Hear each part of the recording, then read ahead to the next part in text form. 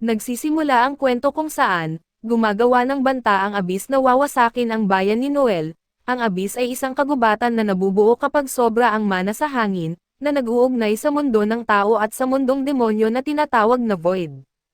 Kapag lumalim ang Abyss ay mas malalakas na nilalang ang lumilitaw, at ngayong gabi ay umabot na ito sa lalim na 12 at sapat na upang tawagin ang isang mapanganib na nilalang na kilala bilang isang lord. Ang lolo ni Noel na si Brandon, ang pinakamatapang na seeker at kilala bilang The Legendary Overdeath, ay naghahanda para sa labanan.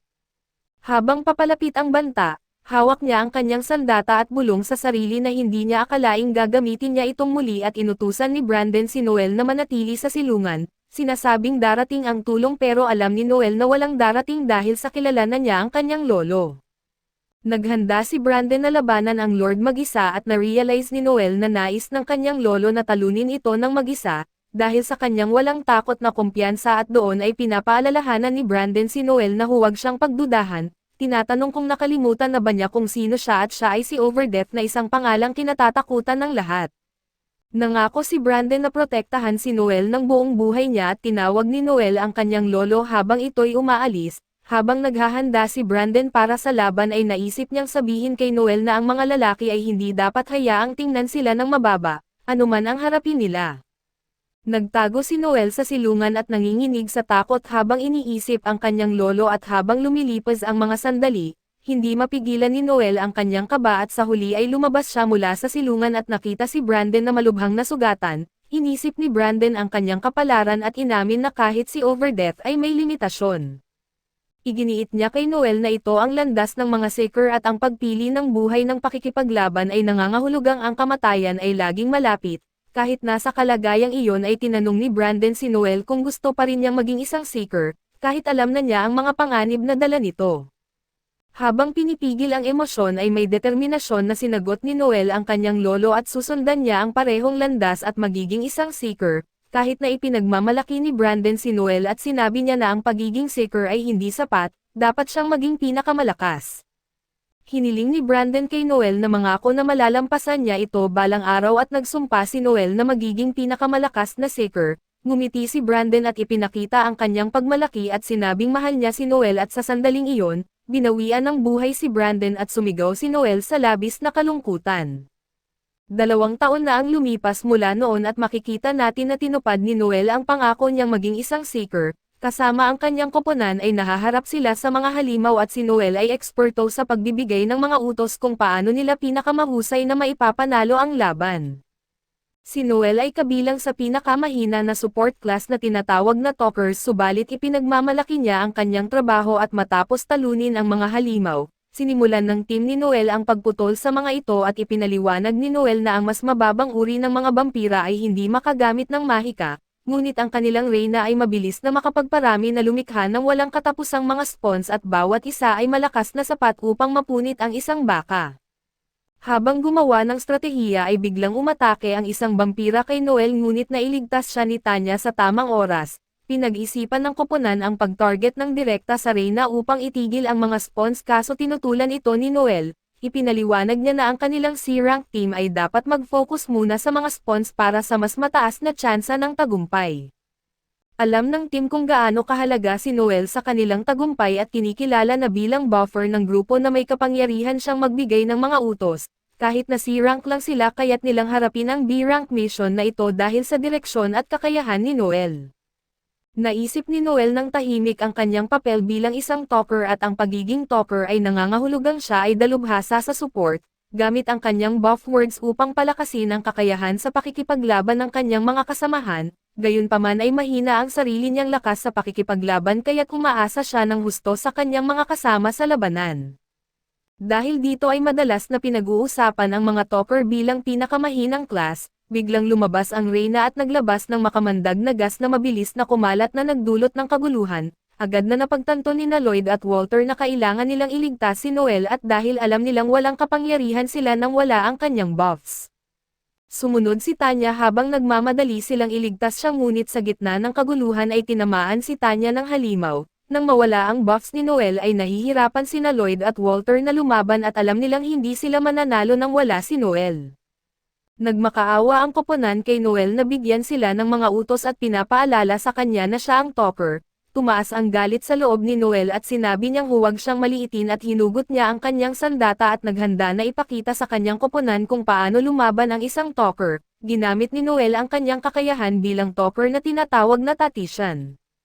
Sa pagbibigay ng mga utos sa kanyang grupo ay tataas ng 25% ang kakayahan ng mga miyembro. Sinabihan ni Noel ang kanyang mga kasama na umiwas sa isang atake at ginamit niya ang kanyang battle voice, na nagpapabilis ng pag-recover ng stamina at mana ng kanyang grupo. Inutusan niya si Tanya na mag-cast ng barrier sa dalawang mandirigma, pinapaatake sila para sirain ang halimaw ngunit lumalala ang sitwasyon nang mapansin nila ang mas marami pang mga halimaw sa paligid. Nagsimula ng magpanik si Tanya kaya ginamit ni Noel ang kanyang pure support skill upang mapakalma ang kanyang mental state. Nagset si Noel ng timer para sa 74 na segundo at idineklara niyang siya ang bahala sa maliliit na kalaban upang makapag-focus ang iba sa pangunahing katawan ng halimaw. Patuloy niyang binibigyan ng utos ang kanyang mga kasama sa bawat galaw na kanilang gagawin, at sinabi sa kanila na ihanda na ang kanilang pinakamalakas na atake. Pinatulog ni Noel ang lahat ng maliliit na halimaw at inihanda ang kanyang magic gun at ang tanging anti-beast weapon na maaari niyang asahan bilang isang talker. Pinaputok niya ng yelo ang mga demonyo upang e-freeze sila, ngunit may isang nakatakas. May natitira pang isang bala kay Noel at may 43 segundo na lamang sa kanyang timer at doon ay natukoy ni Noel na maaabot siya ng halimaw sa loob ng 23 segundo, kaya ayon sa kanyang mga estimate ay sapat lang ang oras upang sabihan ang kanyang mga kasama na umatake sa pangunahing katawan. Naiparating niya ang mensahe bago pa man umatake ang halimaw at pinakawalan ng kanyang mga kasama na tinawag niyang brain dead at ang kanilang pinakamalakas na atake. Namangha si Tanya na nagawa nilang manalo kaso natakot siya nang makitang tinamaan si Noel. Subalit hindi ito totoo at eksakto ang timing ni Noel na iwasan niya ng sapat ang atake, kasama sa kanyang estimate na mawawala ang kakayahang gumalaw ng mga spawns kapag natalo ang Reyna. Nagtapos ang laban eksakto sa loob ng 74 na segundo na tulad ng inaasahan ni Noel. Namangha ang kanyang mga kasama kaso tinukso siya sa pagiging sobrang tiwala sa kanyang wrist timing. Sa mga sandaling iyon ay bumalik sa isip ni Noel ang alaala ng kanyang lolo noong siya ay bata pa at nalungkot siya noon dahil gusto niyang maging isang mandirigma tulad ng kanyang lolo, imbes na isang talker. Pinapaginhawa siya ng kanyang lolo at ipinangako na sisikat ang kanyang talento at tutulungan siyang maging pinakamalakas na seeker at bumalik sa kasalukuyan. Tahimik na pinatibay ni Noel sa sarili ang kanyang layunin na malalampasan ang kanyang lolo na kahit pa isang talker, ang papel na itinuturing ng karamihan bilang pinakamahina. Ipinaliwanag ni Noel kung paano ang kabisera ng Vant Empire ay umuunlad gamit ang magic at teknolohiya na nagmula sa pananaliksik sa mga halimaw. Ang lungsod ay umaasa sa mga seeker upang protektahan ito mula sa abyss, at sila ay hinahangaan bilang mga bayani. Habang nag-e-enjoy sa pagkain ang team ay naalala ni Noel kung paano sa edad na 15, nagsimula siyang maghanap ng mga kasamahan sa RR dahil alam niyang bilang isang talker ay hindi siya kayang lumaban mag-isa. Si Walter na ipinagmamalaki ang kanilang $5,000 na gantimpala ay nagsalita tungkol sa kanilang progreso, habang sina Tanya at Lloyd ay nag-usap tungkol sa pagsulong sa mas mataas na layunin. Si Noel naman ay tahimik na iniisip na makabubuti kung mayroon silang isang scout, ngunit sa ngayon ay nakatuon siya sa pagkuha ng karanasan kasama ang kasalukuyan niyang team. Nagbago ang usapan ng tanungin ni Walter si Noel kung nairita ba siya tungkol sa gantimpala at lasing si Walter kaya't tinukso niya si Noel sa pagiging masyadong seryoso tungkol sa pera, sinasabing ang isang seeker ay dapat may bukas na puso. Ang mga sinabi ni Walter tungkol sa pera ay nagbalik ng alaala kay Noel at naalala niya ang sinabi ng kanyang lolo noon. Ipinaliwanag ng kanyang lolo na ang mga seeker ay kailangang bigyang pansin ang pera, upang makabili ng pinakamahusay na kagamitan at supply para sa kaligtasan. Ang tawaging gahaman o masama ay tanda ng tagumpay at hindi kahihiyan bilang overdeath at itinuro ng kanyang lolo kay Noel na huwag hayaang hamakin siya ng iba. Kahit ano pa ang kanilang opinyon at bumalik sa kasalukuyan ay pinanindigan ni Noel na hindi siya nagagalit pero patuloy na pinagsabihan siya ni Walter. Humantong ito sa isang sagutan na kung saan tinutuligsa ni Noel ang pag-asa ni Walter sa kanyang edad bilang batayan ng kapangyarihan. Para kay Noel ang kakayahan ang pinakamahalaga para sa isang seeker kaya't tinutokso niya si Walter sa paggamit ng edad upang pilitin ang iba na sumang-ayon sa kanya. Dahil sa galit ay inakusahan ni Walter si Noel na pinapanatili ang sarili niyang kaligtasan habang ang iba ay nasa panganib. Ipinapaalala ni Walter na inaalay niya ang kanyang buhay bilang tank para sa iba kaso patuloy na tinukso siya ni Noel, lalong uminit ang kanilang argumento nang sabihin ni Walter na tatapusin niya ang buhay ni Noel at tinanggap ni Noel ang hamon. Biglang nagsalita si Lloyd upang patigilan sila at pinaalalahanan silang lahat na magkakasama silang mga kasamahan.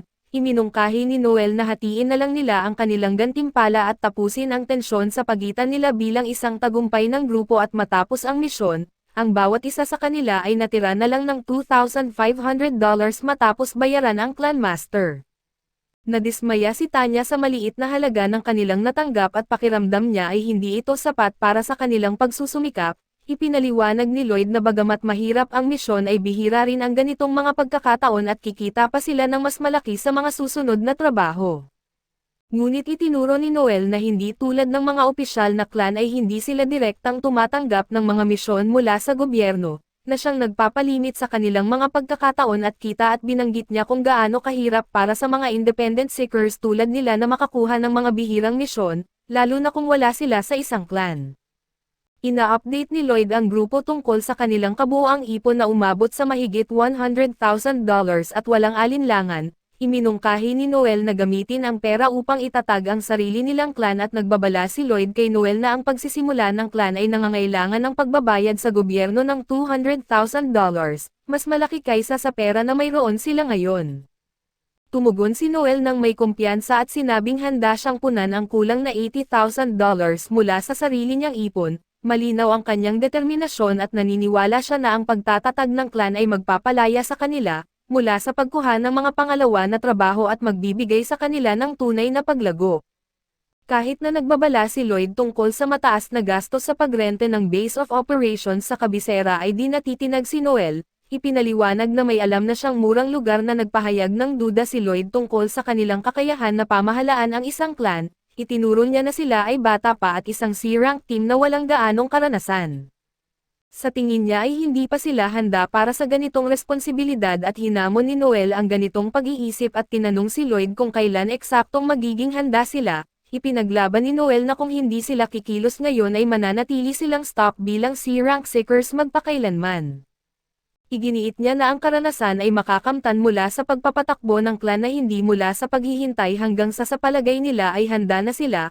Patuloy na nagpahayag ng alalahanin si Lloyd at sinabing wala silang tiwala sa gobyerno kaya't hindi sila makakakuha ng mga trabahong may mataas na bayad na kailangan nila upang magtagumpay. Kontra dito si Noel at ipinaliwanag niya na ang kanilang kabataan na kaakit-akit at lakas ay mga asset na pinapahalagahan ng gobyerno. Gusto ng gobyerno ng mas maraming seekers at madalas na itinuturing ang matagumpay na seeker bilang isang idolo at bayani. Naniniwala si Noel na ang kanilang hitsura at kakayahan ay makakatulong sa kanilang tagumpay at binanggit pa niya na ang pagpirma ng mga kontrata sa mga kumpanya ay maaaring magdala ng sponsorships at karagdagang kita. Si Walter nagulat pa rin sa pag-uusap ay hindi makapaniwala na ang pagiging maganda o gwapo ay makakatulong sa kanila na makakuha ng mas magandang pagtrato mula sa gobyerno. Pero nananatiling kumpiyansa si Noel na sinabi pa niya kay Walter na sa kabila ng kanyang mga kapintasan ay may hitsura rin siya na maaaring makatulong sa imahe ng kanilang clan. Si Walter na noong una ay may pag-alinlangan at kalaunan ay napaniwala ni Noel. Dahil sawa na siya sa mga pangalawang misyon ay sumang-ayon siya sa ideya ng pagtatayo ng isang clan at sinabing kaakit-akit ang status, kasikatan at pera. Nagbiro pa siya ng bastos tungkol sa paggamit ng kanyang bagong status para makaakit ng mga babae. Kaya't pinagalitan siya ni Tanya. Sa pagsang-ayon ni Walter, tumingin si Noel kay Lloyd upang hingin ang kanyang opinyon bilang leader. Laking gulat ng lahat ng ipahayag ni Noel na kung hindi sila sang-ayon na bumuo ng clan, handa siyang umalis sa grupo at kunin ang bahagi niya sa kanilang ipon. Ipinapaalala niya sa kanila na may pangarap siya na maging pinakamalakas na seeker na malalampasan pa ang kanyang lolo. Ang maalamat na overdeath at doon ay naantig si Lloyd sa matinding determinasyon ni Noel at naunawaan niyang hindi ito isang bagay na kayang isuko ni Noel. Matapos pag-isipan ay sumang-ayon si Lloyd at ang rason niya ay kailangan din naman nilang gumawa ng ganitong desisyon, mas maaga o mas huli at si Tanya na hindi pa rin makapaniwala ay tinanong si Lloyd tungkol sa kanyang desisyon. Ngunit tiniyak ni Lloyd sa kanya na ito ang landas na talagang tinatahak nila. inirekomenda ni Lloyd na ipagpatuloy na lang nila ang pag-uusap tungkol sa mga detalye pagkatapos nilang makapagpahinga at makarecover mula sa mahabang araw at sa alkohol.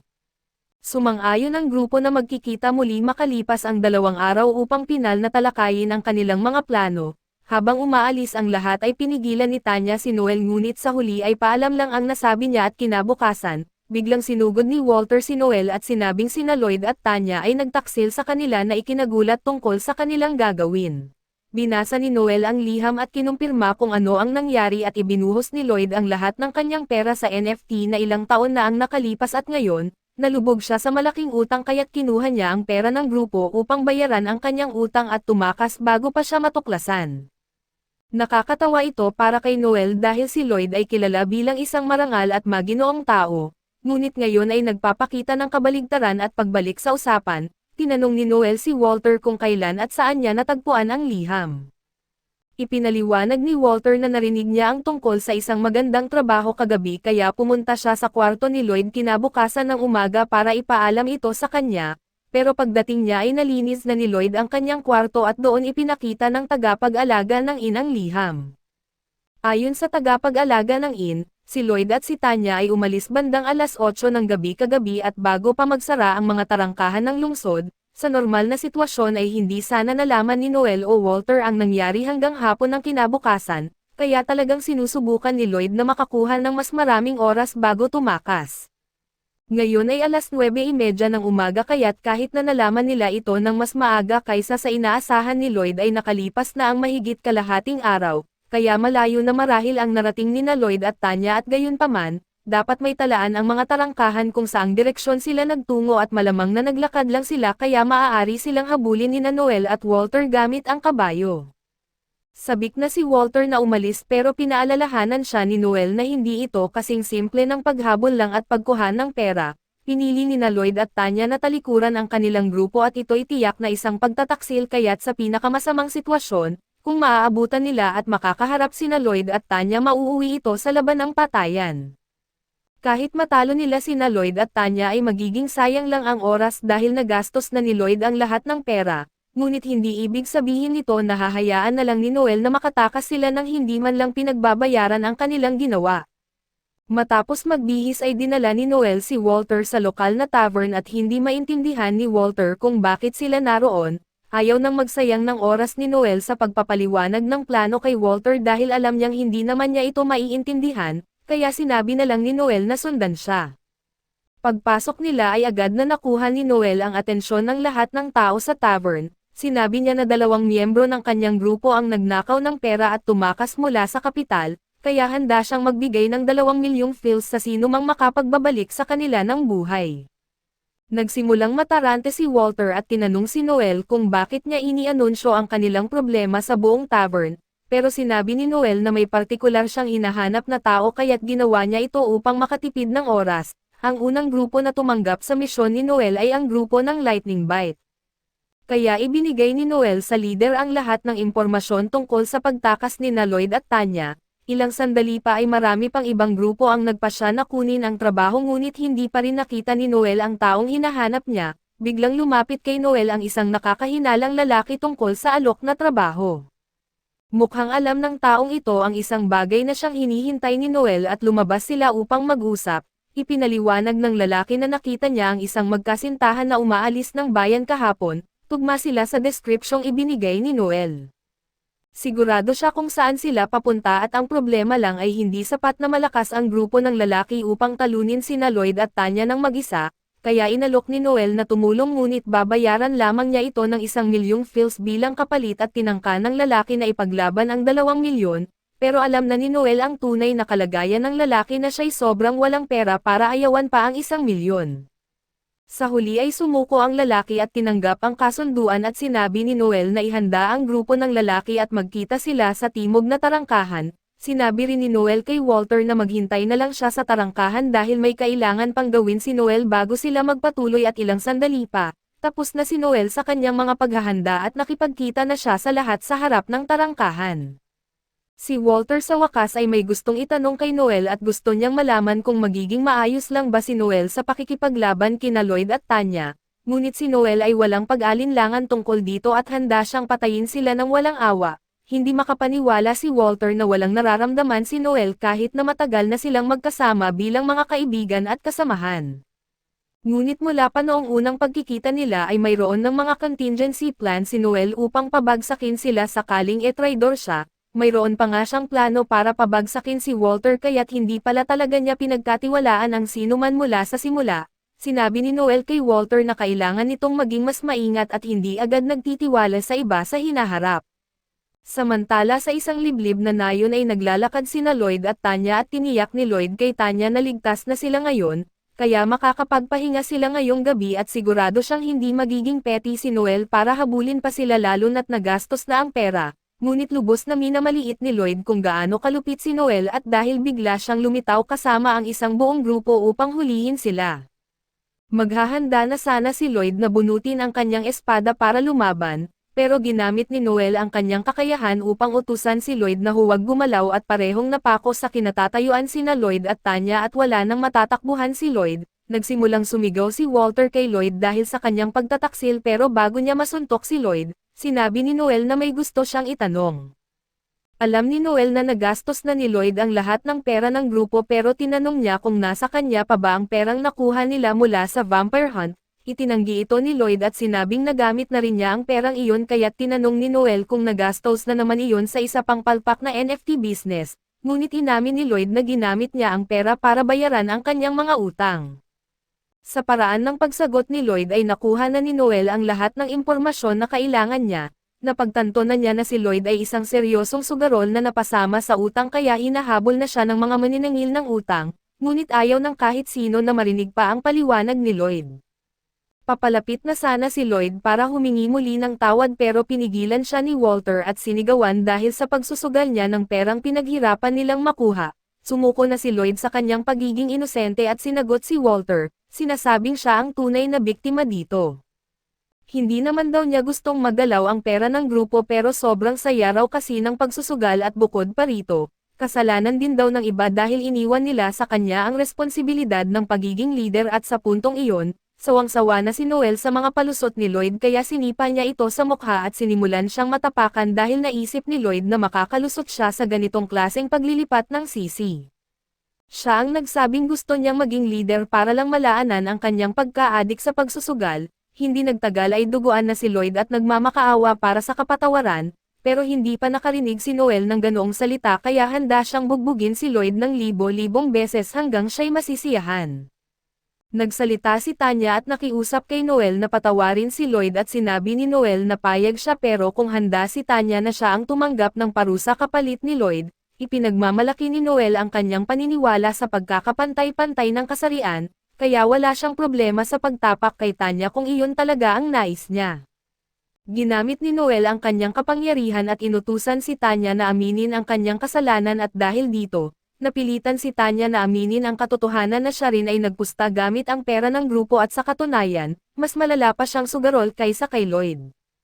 Ang kapangyarihang ginamit ni Noel ay pinipilit ang target na ihayag ang buong katotohanan na kahit anong mangyari sa loob ng maikling panahon, nang makabawi si Tanya ay sinisigawan niya si Noel dahil ginamit nito ang mind control laban sa kanya na labag sa batas ng imperyo. Tumugon si Noel at sinabing tama si Tanya at ilegal ngang gamitin ang mind control para sa personal na dahilan, pero dahil si Tanya ang kriminal dito at ang paggamit ni Noel ng mind control ay itinuturing na legal na interogasyon, nang matapos na si Noel sa pagharap sa mga taksil ay hiningi ng lalaki ang kanyang bayad. Pumayag si Noel pero sinabi niyang kailangan lang niyang tapusin muna ang ilang bagay at di nagustuhan ng lalaki ang paghihintay. Kaya hinablat niya si Noel at inakusahan itong tinatakasan sila ng bayad, pero kinakaladkad ni Noel ang lalaki sa sahig at sinigurado sa kanya na babayaran siya para sa kanyang trabaho, kaya dapat ay manahimik na lang ito at maghintay. Galit na galit ang lalaki kaya binunot niya ang kanyang kutsilyo at malapit nang atakihin ni Noel ang lalaki. Pero ang pananakot kay Noel ang pinakamalaking pagkakamali na nagawa ng lalaki at agad siyang pinapatulog ni Noel gamit ang isang suntok sa dibdib at natutunan ni Noel ang teknik na ito mula sa kanyang lolo, sa pamamagitan ng karanasan. Isa itong malakas na hampas direkta sa bahagi sa ibabaw ng puso na pansamantalang nagpaparalisa sa mga kalamnan ng puso, kaya kahit na ang pinakamalakas na mga mandirigma ay nawawalan ng malay kung tama ang pagkagawa, nais ng lolo ni Noel na matutunan niya ito dahil bilang isang tagapagsalita ay wala siyang kakayahan na palakasin ang kanyang sarili, kaya't ito man lang ay nagbibigay sa kanya ng kakayahang lumaban. Dinala ng mga kasama ng lalaki ang kanyang walang malay na katawan palayo sa daan at di nagtagal, dumating ang isang kaibigan ni Noel sakay ng isang magarang karwahe at ang lalaki ay isang kilalang mangangalakal ng alipin na si Finocchio Barzini, at tila may magandang ugnayan sila ni Noel. Siya ang pinuno ng pamilya Barzini at alam ni Noel na medyo kakaiba at masigla ang kanyang ugali, pero siya lamang ang makakatulong sa kanya sa pagkakataong ito at kung hindi pa halata ay layunin ni Noel na ipagbili sina Lloyd at Tanya bilang mga alipin, upang mabawi ang perang ninakaw nila. Tumutol dito si Tanya kaso lang pinaalalahanan siya ni Noel na maaari naman niyang isumbong sila sa mga pulis, at ang kulungan sa lugar na ito ay nangangahulugang ipadala sila sa minahan na hindi biro at napakahirap mabuhay, mas malaki ang tsansa nilang makaligtas kung magiging alipin sila at umaasang mabibili ng isang mabait na amo. Matapos iyon ay hiniling ni Noel kay Fio na simulan na ang pag-a-assess kina Lloyd at Tanya para ibenta. Nang matapos si Finocchio ay inalok niya si Noel ng 6 na milyong fils lamang at sinabi ni Noel na hindi iyon sapat. Humingi ng paumanhin si Finocchio ngunit masama ang panahon para sa kanya ngayon kaya't hindi siya makakapag-alok ng mas malaki. Ipinaliwanag ni Finocchio na ang simbahan ng Holy Cross ay malapit ng magdekreto at lahat ay kailangang magsumpa ng kahirapan, kaya't kung magbibigay siya ng malaking halaga para kina Lloyd at Tanya ay makakatawag ito ng pansin na nais niyang iwasan. Hindi naisip ni Noel na malaki ang impluwensya ng simbahan kahit sa isang makapangyarihang pamilya tulad ng Barzini pero hindi mahalaga iyon, sinabi niyang tatanggapin niya ang 11 milyon bilang bayad at medyo matagal bago napagtanto ni Finocchio ang sinabi ni Noel pero nang maintindihan niya ito, nagsimula siyang sumigaw dahil sinusubukan daw ni Noel na makakuha ng dagdag na 5 milyon. Dahil sa patuloy na pagsigaw ni Finocchio ay patuloy rin sa pagtaas ng presyo si Noel hanggang sa umabot sa 15 milyon ang hinihingi niya, samantalang nagsimula si Finocchio sa alok na 6 na milyon lamang at talagang nagsisimula ng magalit si Finocchio at sinabi ni Noel dito na kung bibilhin niya sina Lloyd at Tanya sa halagang 15 milyon, ipapalaganap niya na binili sila ni Finocchio sa presyo na iyon. Ang utos ng simbahan ay nangangahulugan lang na hindi pwedeng bumili si Finocchio ng mga bagay na sobrang mahal, pero kung sasabihin niyang sina Lloyd at Tanya ay tunay na sulit sa halagang iyon ay tiyak na maraming tao ang pipila para bilhin sila, dahil sa kanilang mataas na halaga at kung tama ang diskarte ni Finocchio ay maaari pa niyang maibenta sila sa halagang kasing taas ng 70 milyon. Lubos na humanga si Finocchio sa talino at tuso ni Noel kaya't inalok niya si Noel ng posisyon ng leader sa kanyang pamilya. Pero tinanggihan ito ni Noel at naiintindihan ni Finocchio at sumang-ayon siya sa kasunduan at bago tuluyang tapusin ang deal, lumapit siya sa isang discussing miyembro ng kanyang grupo at binalaan itong huwag magsabi ng kahit ano tungkol dito at maliban na lang kung gusto nilang mamatay sa masakit na paraan. Matapos ang babala ay inabot ni Finocchio kay Noel ang paunang bayad para kina Lloyd at Tanya at sinimulan na nilang dalhin ang mga ito. Nagmakaawa si Tanya kay Noel na huwag ituloy pero muli, ang kapatawaran ay hindi umiiral sa diksyonaryo ni Noel kaya't lumapit si Tanya kay Walter at hiniling na gumawa ito ng paraan. Alam ni Tanya na may gusto si Walter sa kanya kaya inaasahan niyang ililigtas siya nito ngunit tumanggi si Walter, dahil dito ay sinimulan siyang trash talk ni Tanya gamit ang lahat ng mga insultong maisip niya at ang reaksyon sa mukha ni Walter ay hindi mabibili, dahil hindi niya inakalang masasabi ni Tanya ang ganoong mga bagay sa kanya. Sa wakas ay tapos na ang kasunduan at ibinigay ni Noel sa lalaki ang 1 milyong bayad at bumalik kasama si Walter. Pagkatapos ng insidenteng ito ay napaisip si Walter sa mga desisyon niya sa buhay at seryosong pinag-iisipan na talikuran ang pagiging seeker, pero sinabi ni Noel sa kanya na hindi ito kasalanan ni Walter. Sa landas na ito ay makakatagpo ka ng maraming tao at marami sa kanila ang traidor. Maaaring hindi matibay ang pag-iisip ni Walter at medyo mabagal siyang mag-isip pero naniniwala si Noel na isa siyang bihasang mandirigma. Gusto pa ni Noel na ipagpatuloy nila ang pakikipaglaban ng magkasama at buuin muli ang kanilang grupo. Gayunpaman ay hindi kayang tanggapin ni Walter ang alok at tumanggi siyang ipagpatuloy ang buhay bilang isang seeker matapos ang nangyari. Naunawaan ni Noel ang desisyon ni Walter at tinanggap ang kanyang mga kagustuhan. Habang paalis na si Walter sa lungsod ay binati siya ni Noel ng good luck sa kanyang mga darating na pagsubok at nagpapaalam ng maayos. Para naman kay Noel na hindi pa siya sumuko sa kanyang pangarap at bagamat nabigo siyang panatilihin ang kanilang grupo at ito'y nabuwag, hindi niya hahayaan na mapigilan siya nito sa pagiging pinakamalakas at nais niyang muling buuin ang Blue Beyond na grupo, at gawin itong mas malakas kaysa dati. Makalipas ang ilang sandali ay nagsimulang maghanap si Noel ng bagong grupo na sana ay hindi na niya dapat na kailangan. Si Wolf ay nagmumungkahi na sumali si Noel sa kanyang grupo dahil ayon kay Wolf ay hindi kayang lumaban ng mag-isa ang mga tagapagsalita. Ang tawag sa grupo ni Wolf ay Lightning Bite at may potensyal sila bilang isang C-rank na baguhan na grupo. Pinagsabihan ni Lace si Wolf na huwag niyang i-estorbo si Noel dahil siguradong tatanggihan lang siya at katulad ng ginawa ng mga babae sa buhay ni Wolf. Laking gulat ng lahat nang pumayag si Noel na sumali kaso may isang kondisyon siya. Natuwa si Wolf at sinabing mahusay siyang recruiter subalit para sa kasamaang palad ni Wolf ay papayag lang si Noel kung siya ang magiging leader ng grupo. Wala namang problema sa grupo ni Wolf dahil inamin nilang mas matalino talaga si Noel kaysa kay Wolf. Kahit bahagyang sumang-ayon si Wolf ay ayaw niyang isuko ang kontrol ng grupong siya ang nagtatag, biglang nagulat ang lahat nang may isang babae na palihim na lumapit sa kanila at siya si Elma. Nakita niya ang anunsyo ni Noel tungkol sa paghahanap ng bagong miyembro ng grupo. Ipinaliwanag ni Noel na ang mga Myers ay hindi maaaring maging Seekers, pero sinabi ni Elma na isa siyang ganap na 21 taong gulang na mas matanda pa ng 5 taon kay Noel at nagtanong ang mga miyembro ng Lightning Bite at mabilis na sinagot ni Elma ang kanilang mga tanong. Nagtanong si Noel ng mas seryosong tanong at natutunan niyang si Elma ay isang C-rank scout. Sa palagay ni Noel ay magiging mahalaga si Elma dahil ang mga scout ay kayang tuklasin ang panganib habang nag-e-explore ng mga abyss. Gusto ni Noel malaman kung bakit gusto ni Elma maging seeker kaso laking gulat niya nang sabihin ni Elma na hindi naman niya gustong maging seeker at ang totoo, interesado lang siya kay Noel dahil siya ay apo ni Overdeath. Hindi masyadong kilala ni Elma si Overdeath pero nakipaglaban ang kanyang lolo rito at nawalan ng braso at inisip ni Noel na baka naghahanap si Elma ng paghihiganti, pero ang totoo ay gusto lang niyang makita kung anong klaseng seeker si Noel. Humingi ng paumanhin si Noel sa ginawa ng kanyang lolo na pagtanggal ng braso ng lolo ni Elma, kaso sinabi niya na hindi na iyon kailangan. Ibinunyag niya na ang pangalan ng kanyang lolo ay si Alor at nang marinig ito ay nagdulot ito ng takot sa lahat ng nasa bar.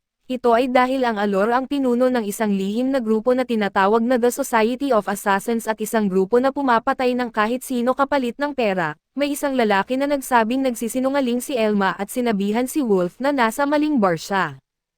Ayon sa unwritten rules ng Seeker bars ay dapat may tamang ranggo ka para makapasok at dahil baguhan si Elma, hindi siya pinapayagang pumasok at ipinaliwanag ni Noel kung paano nireranggo ang mga Seekers. Kaya't sinabi ni Elma na kailangan lang niyang talunin ang malaking lalaki para patunayan na karapat-dapat siya. Nag-alala ang iba sa sinabi niyang ito sa isang malakas na lalaki pero kampante si Noel sa kakayahan ni Elma. Tinangkang atakihin si Elma ng malaki at malakas na lalaki na si Logan subalit mabilis niyang naibaliktad ang sitwasyon at napabagsak ang lalaki at nagulat ang lahat, kaya't hindi na nagsayang ng oras si Noel at agad na ni-hire si Elma para sumali sa kanyang grupo. Nagutom si Elma kaya binigyan siya ni Noel ng pritong tinapay at natuwa siyang mapatunayan na tunay ngang apo ni Alor si Elma. May mga pagdududa si Noel dahil sinasabi ni Elma na kamag-anak siya ng isang kilalang assassin pero napatunayan naman niya ang kanyang sarili at sa kabilang banda, hindi nag-alinlangan si Elma na si Noel nga ay apo ni Overdeath dahil kitang-kita sa mga mata ni Noel na gagawin niya ang lahat para manalo.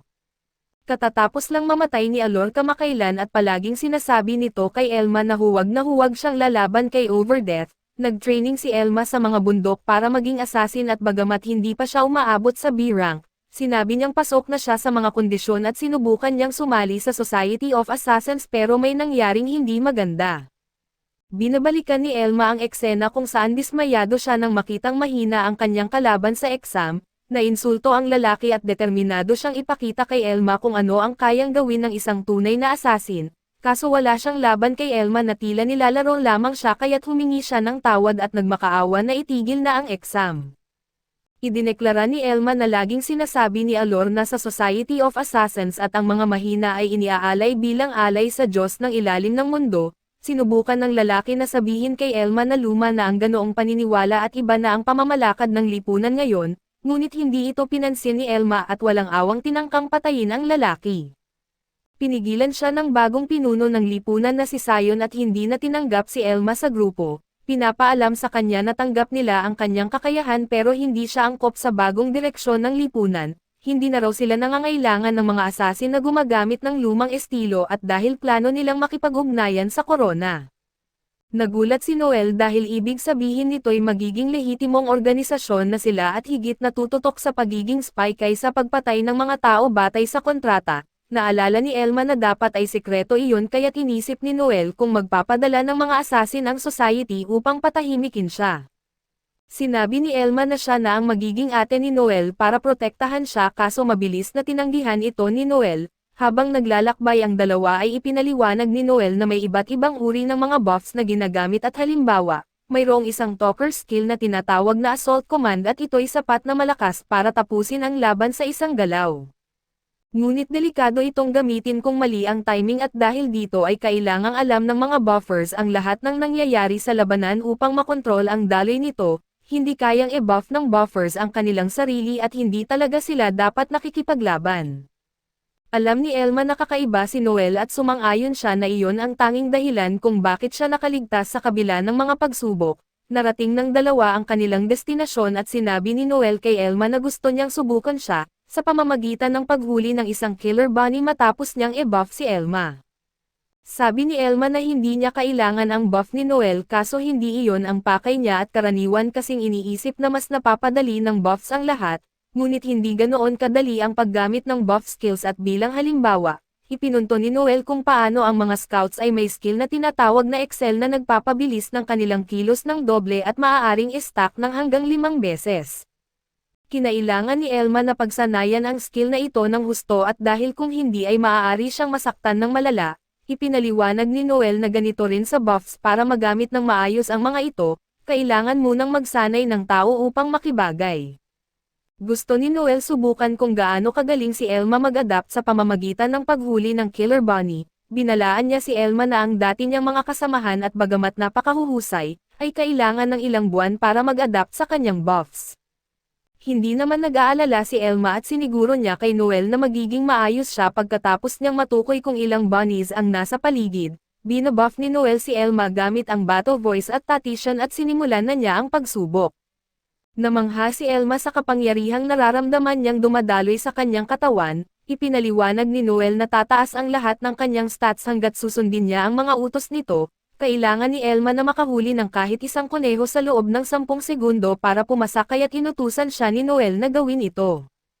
Agad na ginamit ni Elma ang Excel skill niya ng 5 beses at sa isang iglap, nakahuli siya ng kuneho at namangha siya sa gaan ng pakiramdam niya at hindi makapaniwala sa lakas na nagawa ng talker buff ni Noel at di pa umaabot ng 8 segundo pero bumalik na si Elma dala ang lahat ng kuneho sa paligid. Hindi makapaniwala si Noel na nahuli ni Elma ang lahat ng kuneho kahit ito ang unang beses niyang gumamit ng buff ni Noel.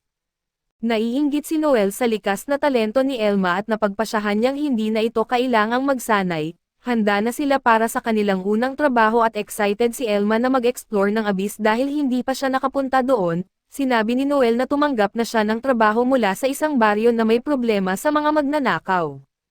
Dito idineklara ni Noel na ang unang trabaho ng bagong Blue Beyond ay ang panghuhuli ng mga bandido. Pagkalipas ng ilang sandali ay nasiyahan si Elma sa kanyang unang sakay sa karwahe at sinabi ni Noel na mahaba pa ang kanilang biyahe, kaya't ipaliwanag niya ang tungkol sa trabaho ng mga seekers.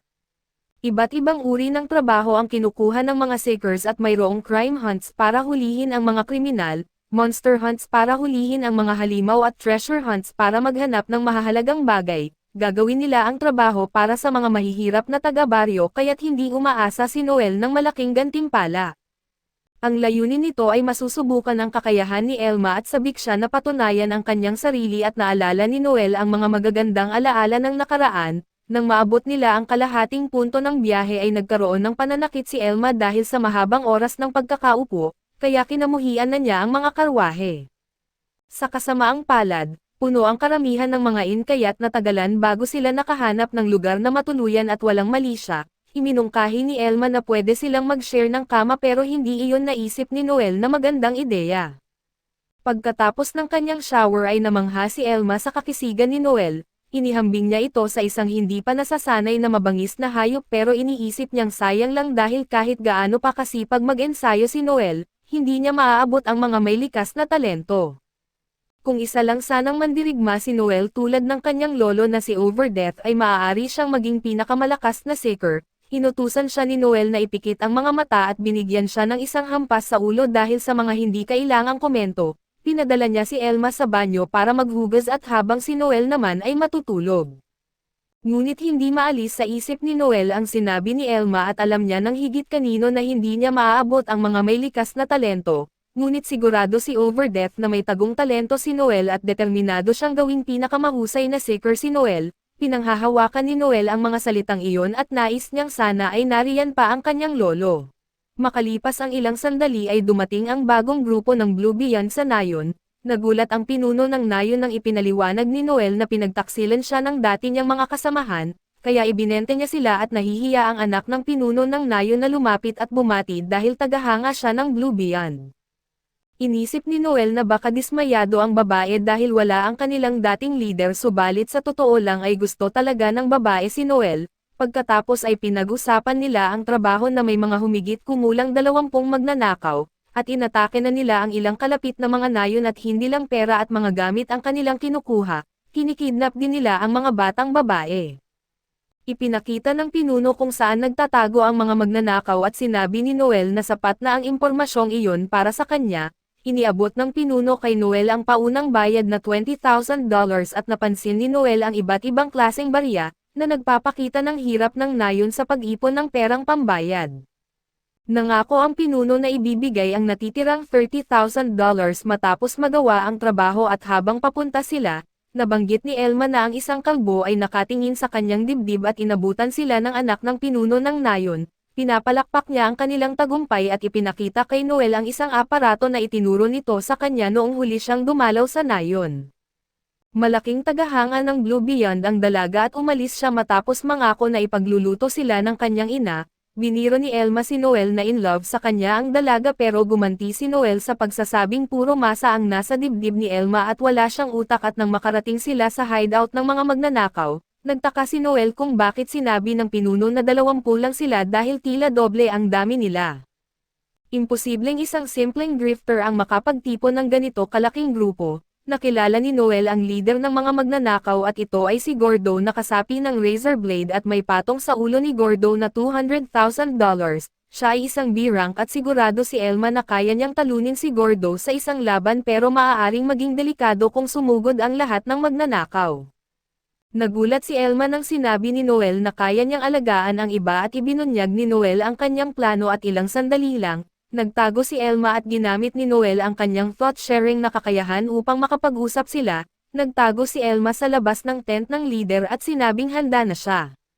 Gumamit si Noel ng stun upang bumulagta ang mga magnanakaw, at pagkatapos ay ginamit niya ang kanyang kakayahang mag-utos kay Elma na patumbahin si Gordo at ginamit ni Elma ang kanyang Excel ability sa pinakamataas na antas, at agad niyang itinarak ang kanyang espada sa dibdib ni Gordo.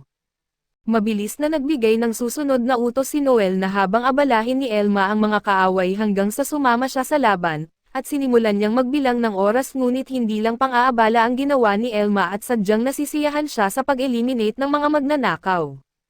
Sinabihan siya ni Noel ng masamang salita dahil sa sobrang saya niyang pumatay ng mga kaaway at alam ni Noel na mapapahamak si Elma, kaya gumamit siya ng flash grenade para mabulag ang mga kaaway at ilang flame bullets upang balutin sila sa apoy.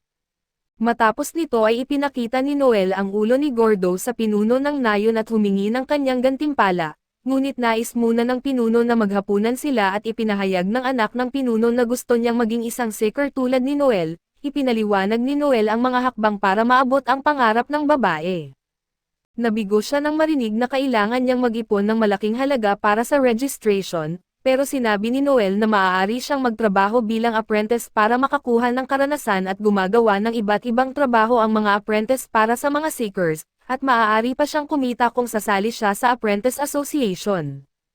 Habang nag-uusap sila ay mapanlikha ang tingin ng pinuno ng nayon sa kanyang pagod na asawa. Sabik ang dalaga na balang araw ay sumali sa Blue Beyond at masayang inaabangan ni Noel ang pagkakataong makipaglaban kasama siya, lalong na-motivate ang dalaga at nangako siyang magsasanay ng mabuti. Biglang nagambala ang kanilang usapan nang dumating ang pinuno dala ang isang mamahaling bote ng alak, na inipon niya para sa isang espesyal na okasyon at ang okasyon ay ngayon, dahil papasok na si Chelsea sa bagong yugto ng kanyang buhay.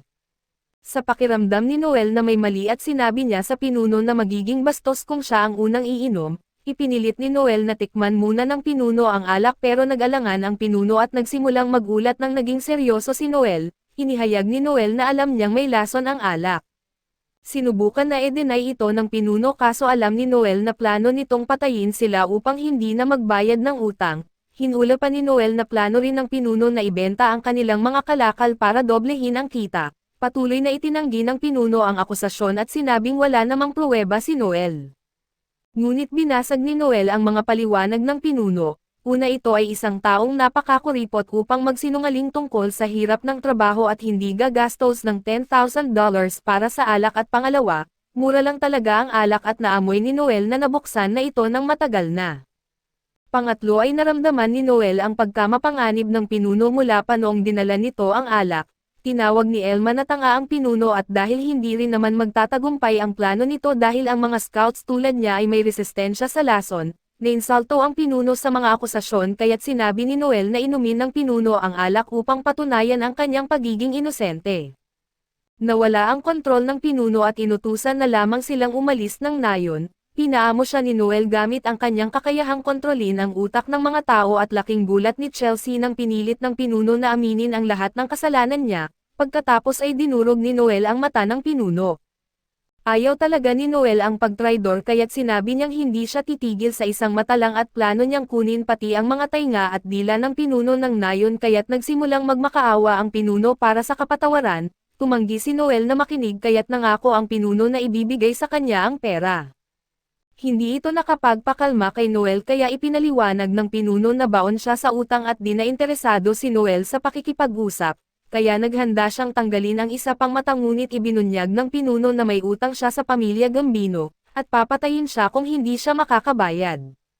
Hindi pa rin nagmamalasakit si Noel kaso biglang dumating si Chelsea dala ang lahat ng pera ng kanilang pamilya. Nagmamakaawang itigil na ni Noel ang pananakit sa kanyang ama at umabot ito ng $80,000. Kaya tinawag ng pinuno ang kanyang anak na tanga dahil gagawin ng mga Gambino ang mas malala kung hindi sila makakabayad.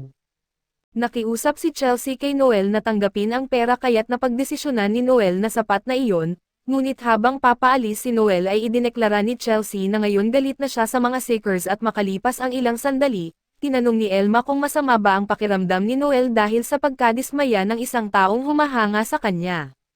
Subalit malamig ang puso ni Noel at sinabi na kung nanghihinayang siya sa pagkadismaya ng mga tao, mas pipiliin na lang niyang manirahan sa isang desyertong isla at nag-alok si Elma ng yakap kung gusto ni Noel na umiyak, pero sinagot siya ni Noel na yakapin na lang niya ang isang cactus.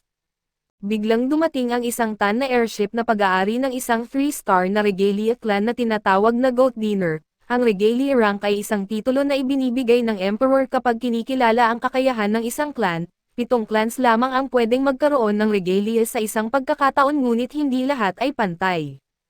Sila ay nireranggo batay sa lakas at nagawa at mayroong 4 na 3-star clans at 2 2-star clans, iisa lamang ang 1-star clan at ang mga airships tulad ng kanilang nakita ay isang pribilehiyo ng regalia clans, at ang bawat seeker sa mga clans na ito ay itinuturing na pandaigdigang klase.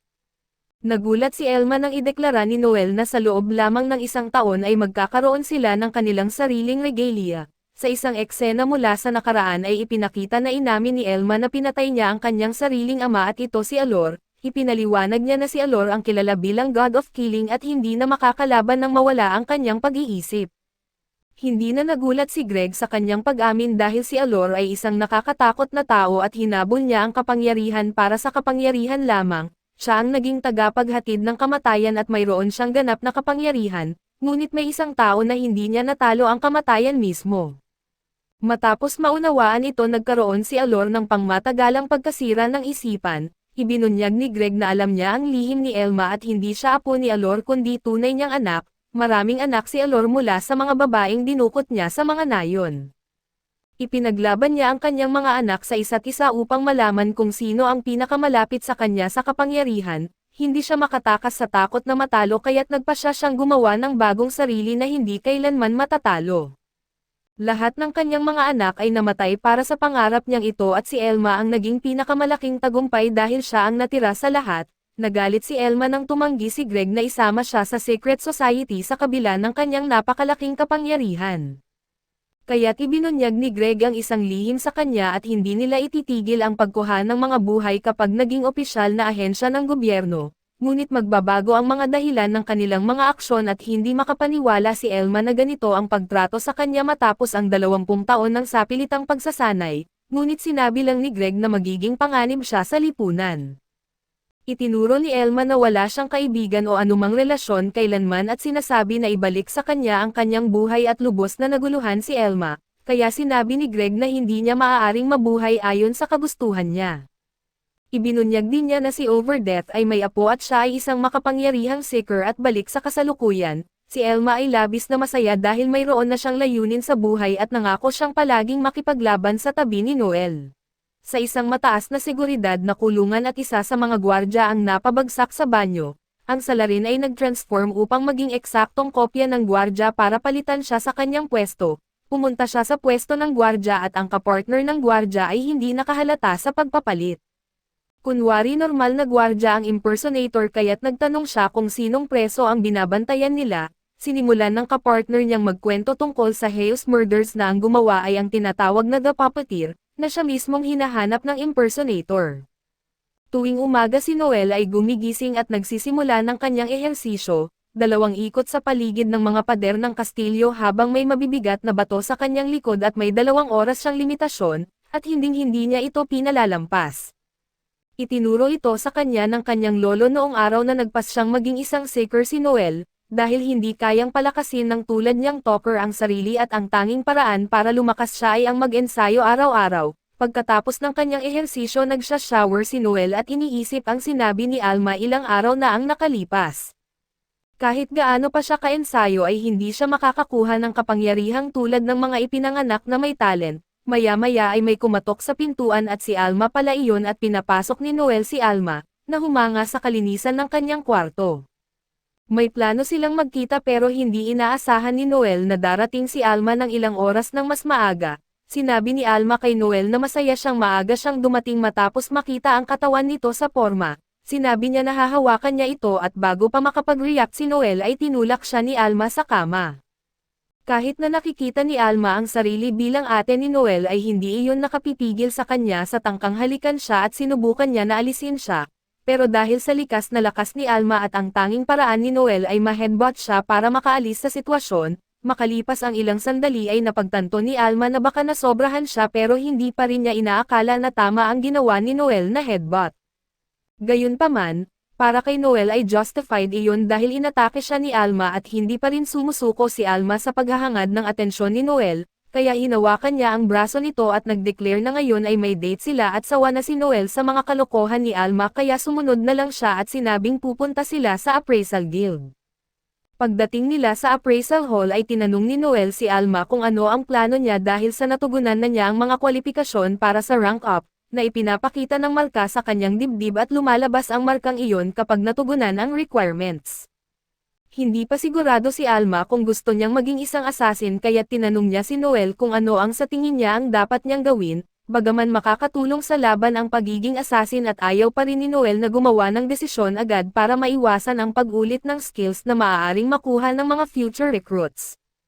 Hindi alam ni Alma na plano pa ni Noel na kumuha ng iba pang miyembro para sa kanilang team, kaya medyo nagselos siya at pinaliwanag ni Noel na masyadong delikado kung papasok sila sa abis na 2 lang sila. Kaya ang gusto niya ay ma-assess si Alma upang makita ang mga posibleng opsyon nito at makapagplano ng maayos pagkatapos ng appraisal. Lumabas sina Noel at Alma at sa pagkakataong ito ay sinabi niya na pupunta sila sa isang pandayan na pinapatakbo ng isang duwende. Mahalaga ang magandang kagamitan upang mailabas ang buong potensyal ng isang seeker kaya't kailangan nilang regular na ipamaintain ang kanilang gamit.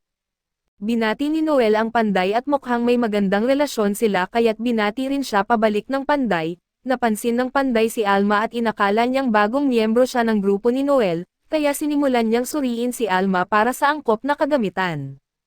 Ngunit maya-maya ay na-distract siya sa alindog ni Alma at pagkatapos ay dinala ni Noel si Alma sa isang tindahan ng mga skillbook para makakuha siya ng mga kapaki-pakinabang na kasanayan.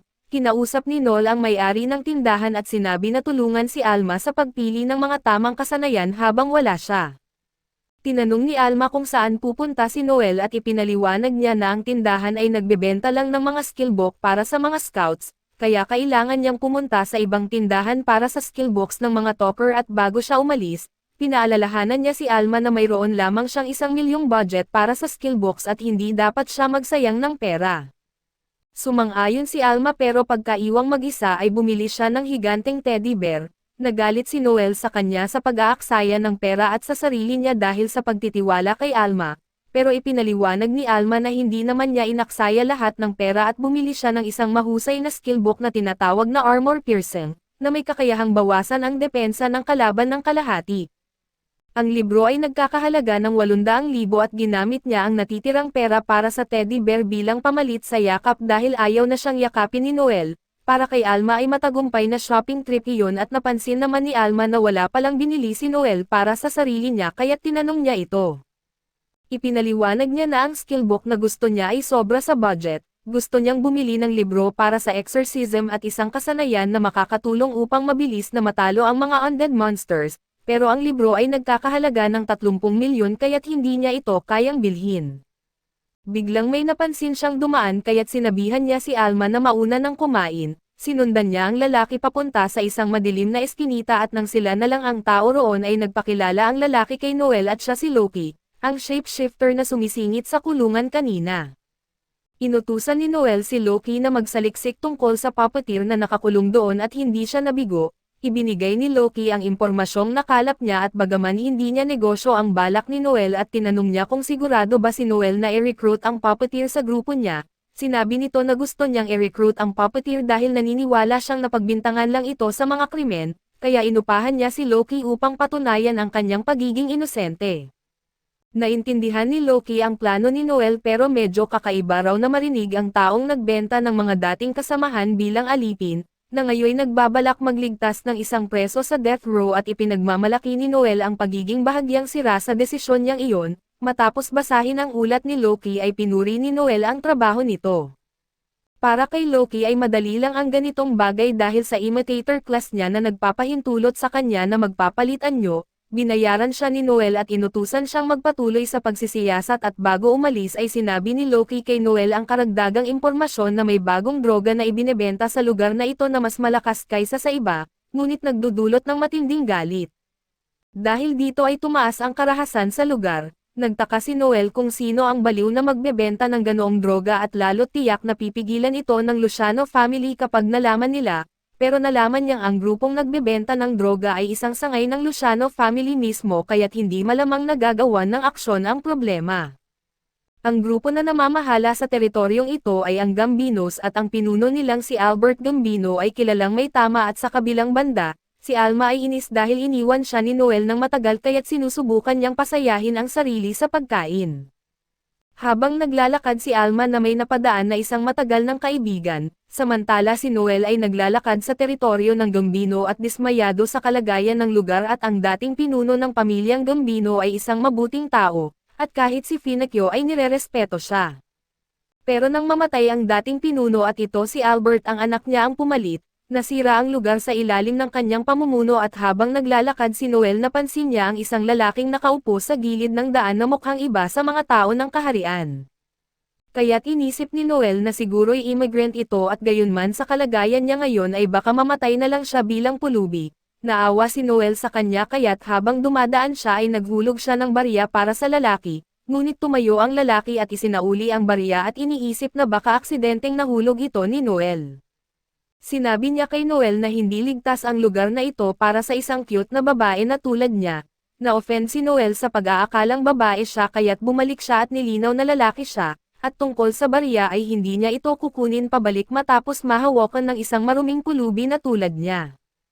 Nagpatuloy si Noel sa paglalakad ngunit ngayon ay na-offend naman ang lalaki, kaya't sinubukan niyang hawakan ang balikat ni Noel at bigla na lang sinipa ni Noel ang lalaki sa tiyan na dahilan para ito'y mapatalsik pabalik. sinabi ni Noel na huwag siyang susubukang hawakan gamit ang walang kwentang kamay.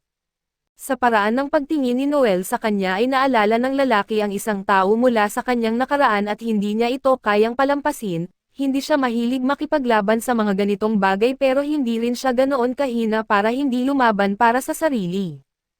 Habang kumukuha ng battle stance ang lalaki ay napansin ni Noel na mukhang sanay ito sa espada. Sa pag-atake ng lalaki ay naramdaman niya ang panganib at nakailag si Noel pero sunod-sunod ang pag-atake ng lalaki hanggang sa mahuli ni Noel ang kanyang braso at itapon siya sa isang gusali. Matapos bumangon ay inamin ng lalaki na magaling si Noel sa laban kaya't tinanong niya kung siya ba ay mula sa ninja class. Ang ninja class ay exclusive sa isang isla sa malayong silangan, kaya inisip ni Noel na doon siguro galing ang lalaki at sinabi ni Noel na isa lang siyang topper at nagulat ang lalaki na may topper na may ganong kagaling sa laban, ngunit hindi na iyon mahalaga dahil mula ngayon gagamitin niya ang kanyang kasanayan. Nang makita ni Noel ang aura ng lalaki ngumiti siya dahil alam niyang malakas ang lalaking ito, kung makamit ng lalaki ang inaasahan ni Noel ay balak niya itong i-recruit sa grupo kaso bago pa sila makapaglaban ng seryoso ay biglang lumabas ang isang maliit na nilalang at sumigaw kay Koga ang lalaki, dahil nakipaglaban ito ng walang pahintulot. Samantala nakaupo sina Alma at ang kanyang kaibigan upang magkwentuhan na nagulat ang kaibigan ni Alma na hindi pa siya nag-rank up. Sinabi ni Alma na may dalawa siyang pangunahing opsyon para sa kanyang rank up at pwede siyang maging isang assassin o isang chaser. Sinabi ni Noel kay Alma na huwag munang magdesisyon at naiintindihan naman ng kaibigan ni Alma kung bakit sinabihan siyang maghintay, dahil ang mga chasers at assassins ay may magkaibang mga papel kaya't ang pagpili ni Alma ay depende sa magiging miyembro ng kanilang grupo. Sa katunayan ay inakala ng kaibigan ni Alma na baka nagre-recruit si Noel ng bagong miyembro sa oras na iyon. Samantala si Koga na gustong i-recruit ni Noel ay patuloy na pinapagalitan ng maliit na nilalang, sinabihan daw niya si Koga na maghintay hanggang bumalik siya at ayaw niyang makinig sa mga palusot nito. Kaya ginamit ng Munchkin ang kanyang singsing upang patigilan si Koga hanggang mawalan siya ng malay. Napansin ni Noel na ang singsing ay isang oath of subordination ring at isang bagay na pumipilit sa isang tao na sundin ang may suot ng singsing. Normal na bawal gamitin ito ayon sa batas pero pinapayagan ito sa pagitan ng isang amo at alipin. Nang mawalan ng malay si Koga ay humarap ang Munchkin kay Noel at tinanong kung bakit siya nakikipaglaban kay Koga, pero inakala rin niyang babae si Noel at nagsimula siyang magpakita ng kakaibang interes, dahil dito ay sinipa ni Noel ang Munchkin hanggang tumalsik ito sa kabilang kalsada. Tinatanong ng Munchkin kung bakit iyon ginawa ni Noel pero itinutok ni Noel ang kanyang baril sa kanya at sinabing siya ang magtatanong ngayon. Una niyang tinanong kung saan galing ang Munchkin at dahil halata namang hindi siya taga rito, sinabi ng lalaki na siya ay mula sa isang lugar sa timog na tinatawag na Solderland. Sunod ay tinanong ni Noel kung bakit siya pumunta sa Ella, at saglit na nag-alinlangan ang lalaki pero dahil sa baril at napilitan siyang umamin na siya ay tumakas. Dati siyang nagtatrabaho para sa pamilyang Delber at namamahala sa kanilang underground fighting ring ngunit nahuli siyang nagnanakaw ng pondo kaya galit ang pamilya sa kanya. Tumakas siya papunta sa Ella dahil ito ay teritoryo ng mga Luciano, hindi siya maaabot ng pamilya Delber dito at si Koga ay isa sa kanyang mga alipin sa laban, kaya't dinala niya ito nang tumakas siya at inakala ni Noel na plano ng Munchkin na isali si Koga sa mga laban sa ilalim ng lupa sa Alria.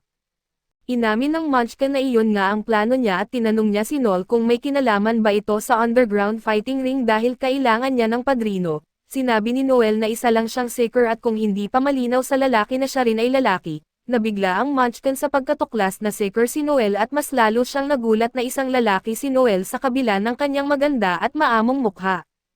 Naiinis si Noel sa reaksyon ng lalaki pero naisip niya rin na dahil tumakas ito mula sa pamilya Delber, hindi siya magkakaroon ng problema sa mga ito kung papatayin niya ang Munchkin at bukod pa dito, kung patay ang Munchkin ay maaari niyang i-claim si Koga para sa kanyang sarili. Pinindot niya ang baril at pagkatapos nito ang lalaking nasa sahig ay labis na natakot, ang katawan niya ay nanginginig habang sa itaas ng kanyang ulo ay may malaking butas sa pader. Ang ating bida ay hindi pa siya tinapos at sa halip ay sinabi niya na may 10 segundo siya para umalis na kung hindi siya magdadalawang isip na wawakasan ang kanyang buhay. Agad namang tumakbo palabas ang duwende at sinipa ang alipin para magising ito at umalis na rin. Tinitigan ito ng ating bida dahil naisip niya na ang alipin na iyon na may kapangyarihan ay kayang talunin ang kanyang amo. kaso sa halip ay pinili nitong manatiling mahina at nagpapalakad sa ganoong paraan. Ito ay ikinadismaya niya at pagkatapos nito si Noel ay naglalakad papunta sa Alma. Nakita niyang tinatawag siya ng isang babae kaya lumapit siya at nakilala niya ito bilang si Lisa na miyembro ng grupo ni Wolf. Tinanong niya kung ano ang ginagawa nito doon subalit nagpasalamat lang ito sa pagkain. Sinabi niyang hindi niya ito in-invite kaya't nagseryoso ang mukha nito at sinabing hindi tama ang ganong pagbati, lalo na't iniwan niya si Alma na nag-iisa at na may madilim na mukha. Sinabi ni Alma na masyado siyang natagalan at kung hindi dumating si Lisa ay malamang na mag-isa siyang kumain. Huminga ng malalim ang ating bida sapagkat wala siyang ibang pagpipilian kaya't inanyayahan niya ito at pagkatapos nito, naupo sila at tinanong ni Lisa kung nakahanap na siya ng miyembro para sa kanilang grupo dahil inakala nila na iyon ang dahilan ng kanyang tagal. Naalala niya ang alipin at sinagot na sa kasamaang palad ay wala pa rin dahil walang gustong sumali sa grupo. Ipinaliwanag din niya na ang dahilan ng kanyang tagal ay dahil may inayos siyang mga bagay at tinanong ni Lisa kung ano iyon at sinabi niyang may droga na kumakalat sa lugar. Sinabi ni Lisa na narinig na niya ang mga balita tungkol dito at ipinaliwanag ng bida ang epekto nito. Inisip ni Lisa na delikado ito at sinabi ng bida na kailangang mag-ingat dahil walang kontrol sa pagkalat nito, kaya't hiniling niya kay Lisa na ipaalam kay Wolf para maging maingat din.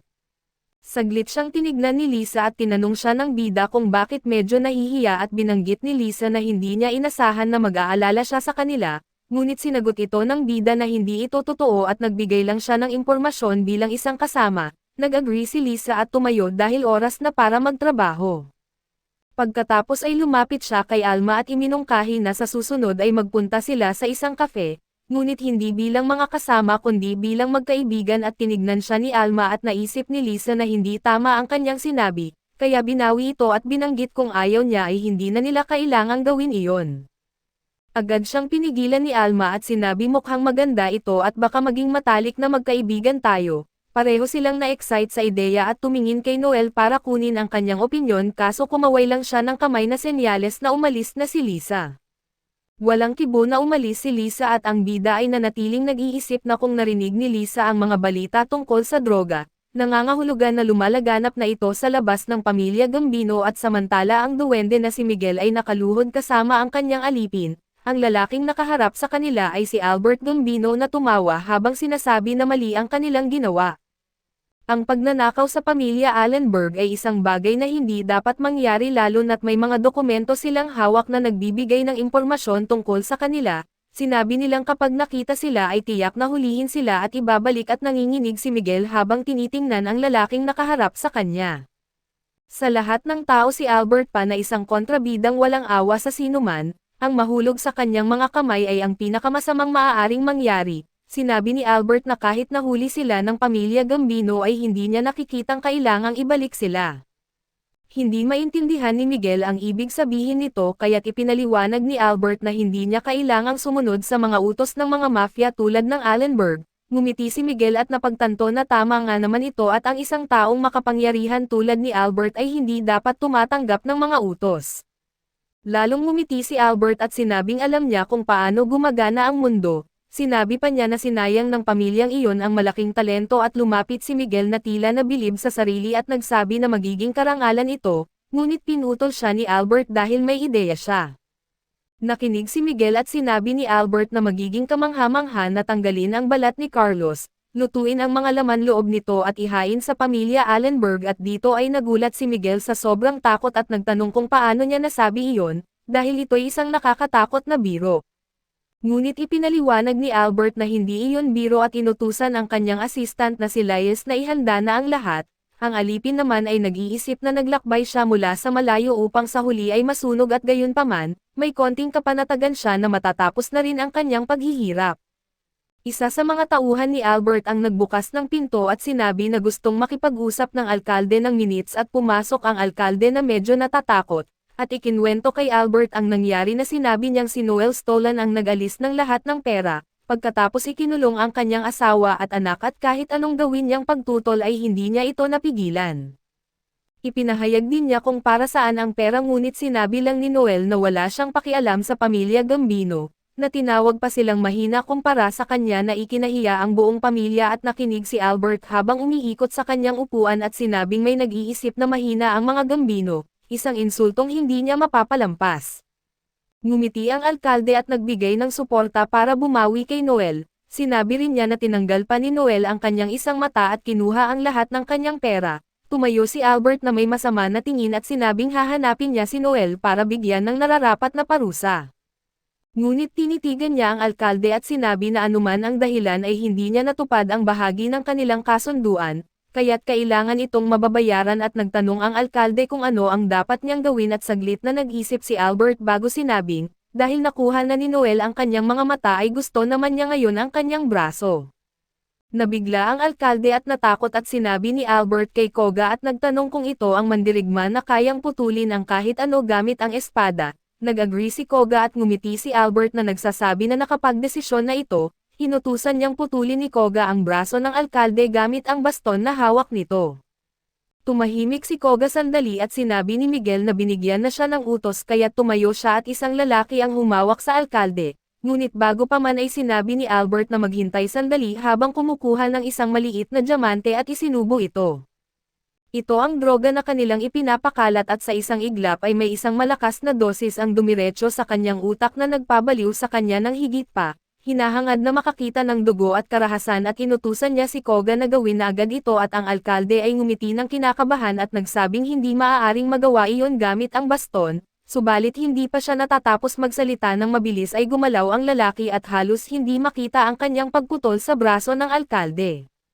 Tumalsik ang dugo sa lahat habang natatawa si Albert sa eksena at sinasabing kukunin na niya ang alipin, at si Miguel ay labis na natuwa na may alok ito at alam niyang ligtas na siya at maya-maya, si Koga ay naghahanda na sa kanyang armor at habang nagbibihis ay naalala niya ang lahat ng nangyari at kung paano siya napunta sa ganitong sitwasyon.